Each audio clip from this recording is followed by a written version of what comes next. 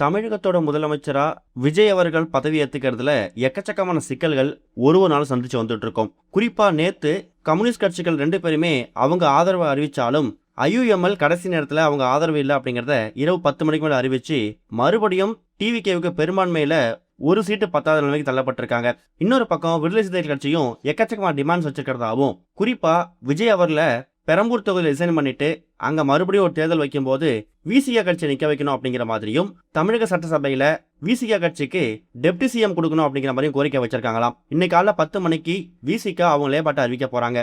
இப்படி எல்லாமே பரபரப்பா போயிட்டு இருக்கும் போது நைட்டு ஆளுநர் மாளிகைக்கு போயிட்டு டிடிவி தினகரன் ஒரு கம்ப்ளைண்ட் கொடுத்திருந்தாரு.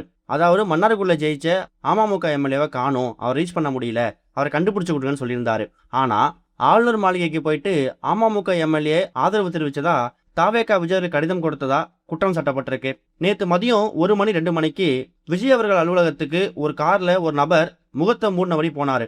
அவர் தான் காமராஜ் அப்படிங்கிற மாதிரியும், ஆனா அவர்கிட்ட குதிரை பேரம் நடக்கல, விஜய் அவர்களோட கட்சிக்கு தானாக முன்வந்து அவர் ஆதரவு கொடுக்கறதா, அதுவும் சுயநினைவோட கொடுக்கறதா ஒரு லெட்டர்ல அவர் கையெழுத்து போட்டிருக்காராம். அந்த கடிதத்தை தான் அவங்க வாங்கியிருக்காங்க. டிடிவி தினகரன் அவர்கள் சொல்ற மாதிரியே நாங்க குதிரை பேரம் நடத்தல, அவரா வாலண்டியரா வந்து தாவேக்காக்கு ஆதரவு கொடுக்கறதுக்கு அவர் முன் வந்திருக்காரு, அதனாலதான் நாங்க கையெழுத்து வாங்கினோம் அப்படிங்கிற அடிப்படையில் தான் இப்ப தாவேக்கா டிடிவி தினகரனோட குற்றச்சாட்டுக்கு இப்ப மறுப்பு தெரிவிச்சிருக்காங்க.